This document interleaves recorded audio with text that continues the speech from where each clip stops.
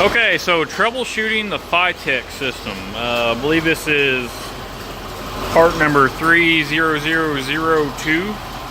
It's the matte black FiTech up to 600 horse. I have it running on a generator setup, and that also runs a water pump. I've had this thing running over the winter for probably 45 minutes of run time. Seemed to do really good. So we finally get the gas tank set up here, and the fuel pump from a Silverado in here. Then we had a gas leak, but never mind all that. The issue that I all of a sudden had was a P0335 fault code, I believe it was, for RPM noise. It'd start for just a second and just die, and then the tach would not read anything. So I called FiTech. They're out in California, so there's like 3 hours difference, and it was kind of late, so but they're still open. Anyways, I call them, and the guy says that the Excel distributor that I have in this engine, just off the shelf in the parts store, Excel distributor, the aftermarket ignition module that's in it, they said the FiTech system does not like the aftermarket high performance ignition modules.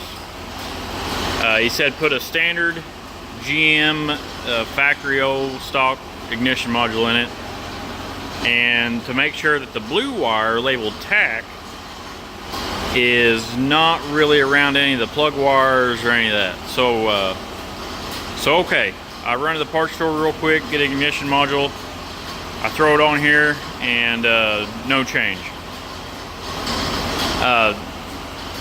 Get to read online, and people are saying to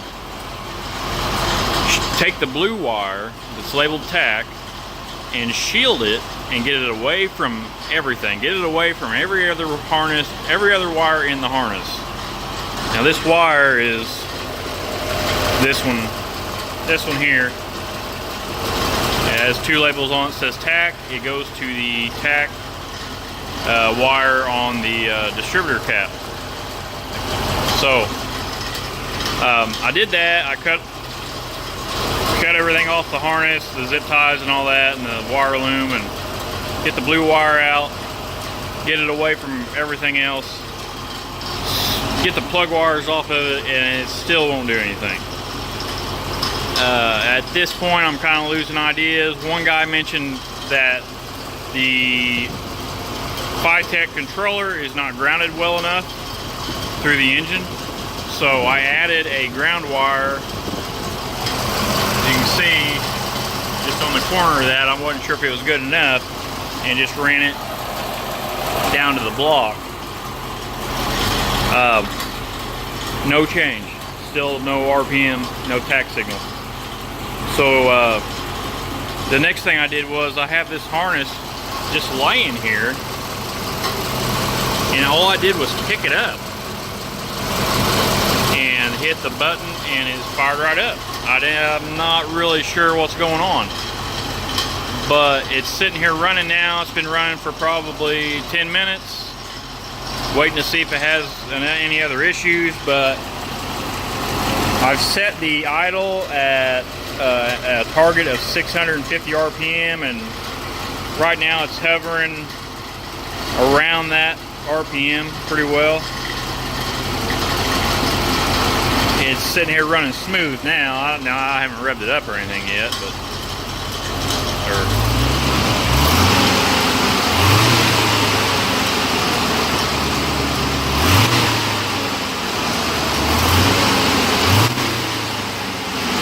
now I did just have the battery unhooked, so it has to do its whole relearn procedure again. But it looks good now. Now, some people online said to use tin foil and make a shielded wire, and I don't know how well that's actually going to work, but I'm going to do it anyways. I've got some aluminum tin foil, and when I let this thing cool down and I go to put it all back together, button this thing up, I'm just going to wrap tinfoil around that blue wire and try to keep that blue wire totally separated from everything else. And hopefully it just keeps on going, because this engine has to run. At times it will run 24 hours a day through the summer. So it has to be perfect. And no pressure, FiTech. I hope if you see this, I hope you can really stand behind your product.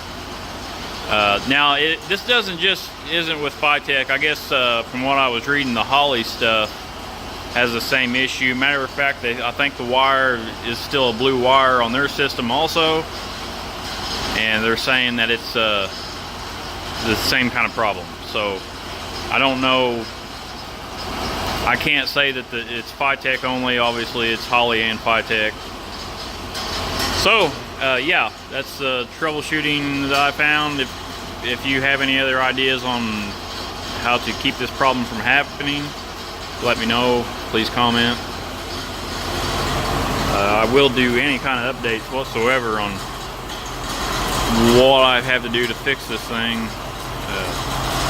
So right now we're good. All right, see ya.